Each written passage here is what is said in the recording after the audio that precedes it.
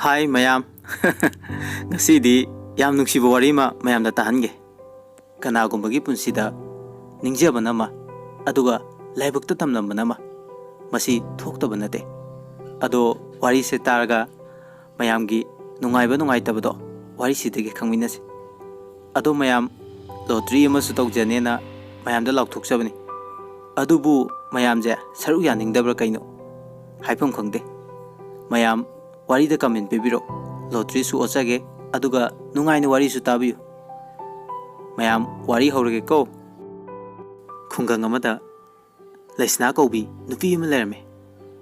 Laisna hoigi imung manung yam nungaiba imung amade oiramde. Laisna gi machin manau ani maga manau nipa amagani. Laisna gi mama mapa makhoi ani gi laik tamnaba hotnabada yam warame. Laisna gi mamadi thabak kana suba no mangamlamde. Masagi anaba ama leibana thabak yam kana suba habidudi tawramde. Ayambana Laisna gi mapana surga imung manung amadi macha ani gi laik tamnaba hotnarme. Laisna gi mapa gi maming ina khunba kawe. Laisna gi mama gi mamingna Purnima kawe. Purnima chakumda chak thongi. Somdana Laisna ga manau nupa Sauthoiga laik paduna leirame. Laisna ga Sauthoiga laik panabana khanare. Purnimana nakhoi anibu laik padrabo langaga leidubo school chatpagi matam yorani losinaba tawro thengene. Laisna napadu inkhonda leramgani kawrucho thabak chatkani na haibani kawru aduga nakhoi aniju iruja thoro. Laisna na khume hoi ma bungo nangi laik se loisilo ai baba kawrkhige. Hoi cheche Sauthoiga Laisna ga yam nuksinarame. Hek unarabasu adum khane unadragasu koiko kokduna koiti thine. Sauthoiga Laisna ga sahi mangamuk hanarame. Laisna masagi sahi tare sure aduga Sauthoigina sahi 13 sure. Laisna class 10 karame. Sauthoina class 4 tamlame. Sauthoina ima kari injang no. Purnimana o yendem kangsoine as hauni ha bora su yawine ima ai chathoge chayam lameba ngai khoko nasi ga napaga lakisanu. Sauthoina kaugen haugalakpada mapasu masi su change ina khunbana se charji aisu chak yam lame wa serga makhoi mari chak charame.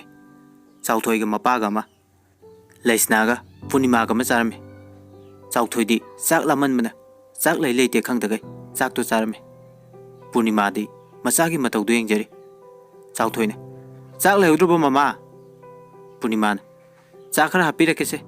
Purnima na chak to hape aduga haire charo nabuk thanaba charo. Laisna na ima nangi chakti. Purnima na khume ima di kaya chaningde da noida fajana charo chapu tu leuri. Aigidi asum nairame.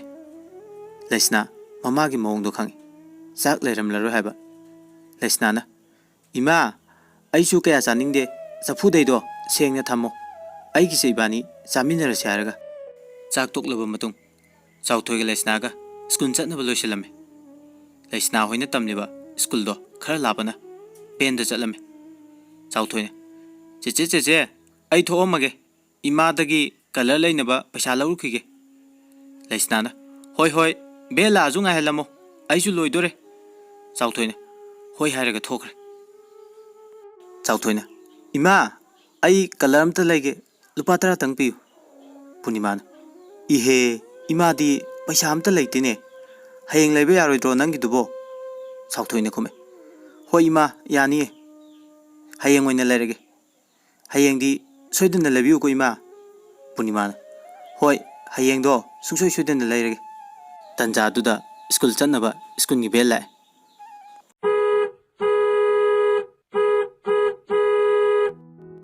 Sauthoina cheche bel lao. Laisna na hoi lai hairaga hatu tholai. Ben manungda Puspana Laisna ka injang charage.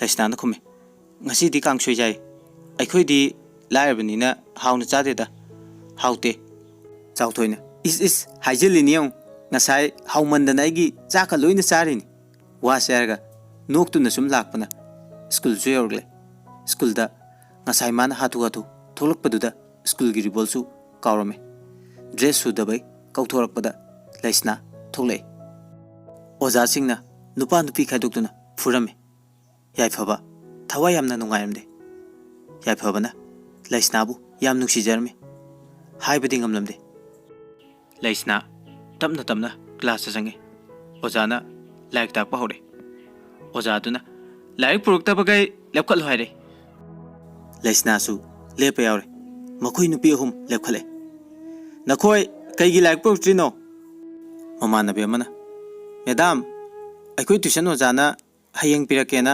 लौखरे पुष्पाना अइगिदि ngasai युतिन खंदोकपदा कावरे अदुननि madam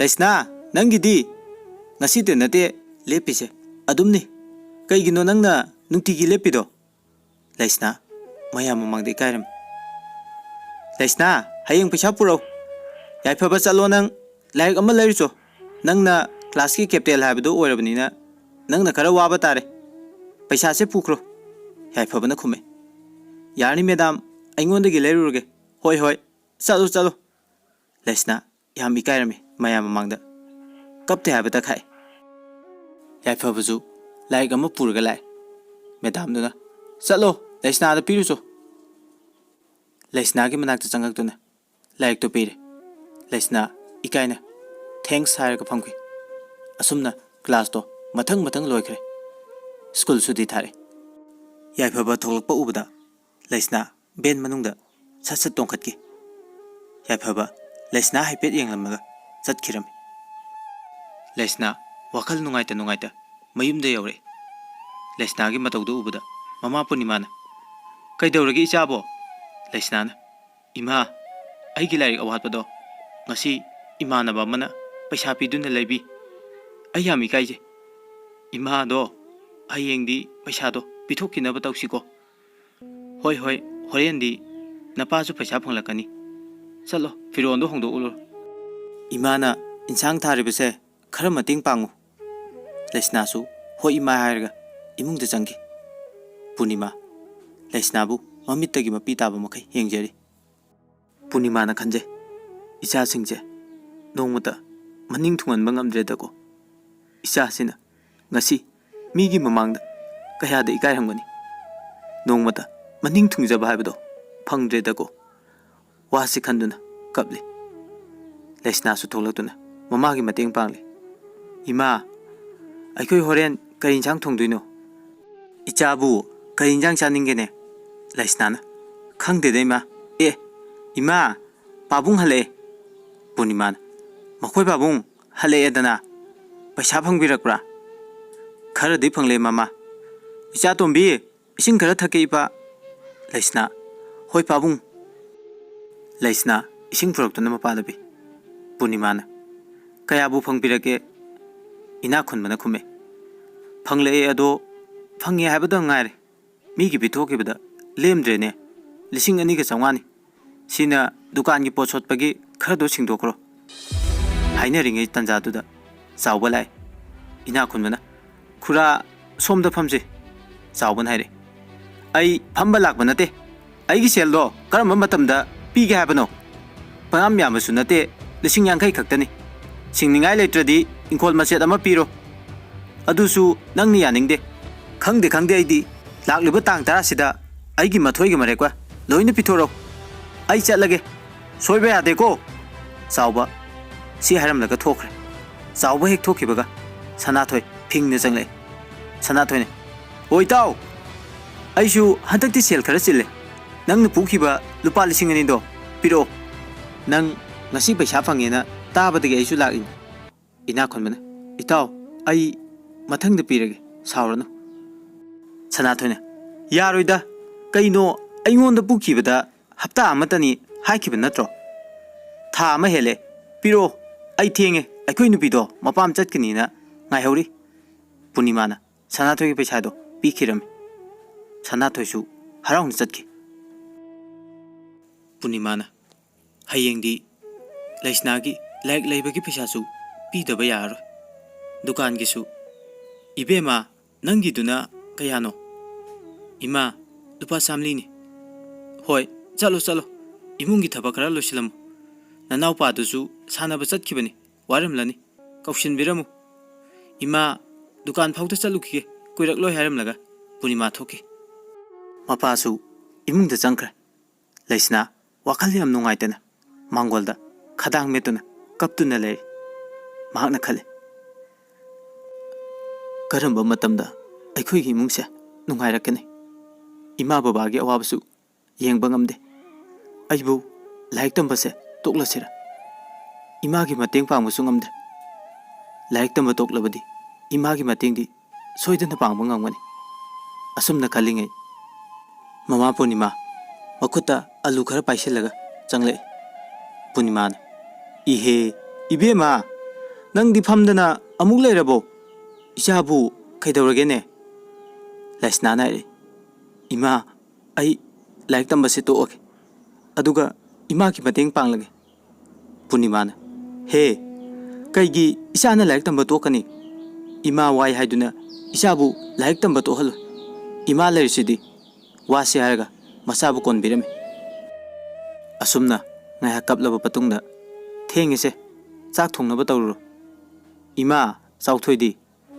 o ima kawbirurage amuk mangdana lerenu ko chak to thongkalo napado chak lamamani Laisna su hoi ima asumna numidangi chak su tokle Laisna kon thengnaba tawri Punima na chakhumda waitei Laisna kon phengna mapi tarakpadi lepte kondu phengduna atuma kaple mahakna puningda ningje he isor nangbo aikoi ge awabase karisu udrabra nasa ge awabase amuktati kohanbi nasa yamna ware Punima na kari amuk tawre se kondo ima phengbirege chatlu potha jarur Laisna karisu aramdana makhut ado hamdoktuna magi karamda changki Punima machage awaba khangdabadi nate khanglibani Laisna ngasidi larik padre phamungde hiptuna mama mapagi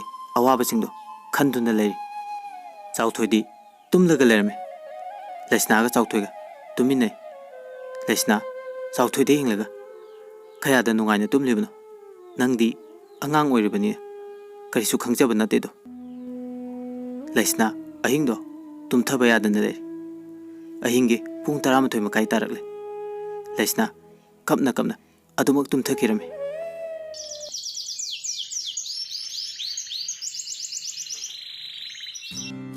nongale Laisna ayung handa hogotuna laiduk tharaga mahaka luna dinaba mamanabi Puspa khoide lai Puspa di tumba hogolamde Puspa gi mamadi duk thanduna lerme Laisna na ima Puspa bu tumba hogotkrabo Puspa gi mama yam phate machanupiga Laisna ga kaidunungda pulal ningamde Puspa gi mama memthoina khume kaidore Laisna ayuksida kari mo haiduno ichanupi di ngarang isa yengba chalubagi hagutrine chalo ayuksida kari bu thokchena tawja saino khangdene somdana Puspa mama na mapala ngangbati tarame Puspa thongnawdagi yengbada ure mama na Laisna da nganglibudo Puspa prap thokle aduga kaino ima nang tawrisibo ayuksida Laisna kai lerge Puspa wamta haigina tawgani yareda hairoge Puspa mamagi mongdu khangmanin hoi phare ai horendo noida lage aduga hairoba haujigidi nang chalo nang saunu ko aikoi mana hairdo Laisna khume saudeda adudi ai mu chatlage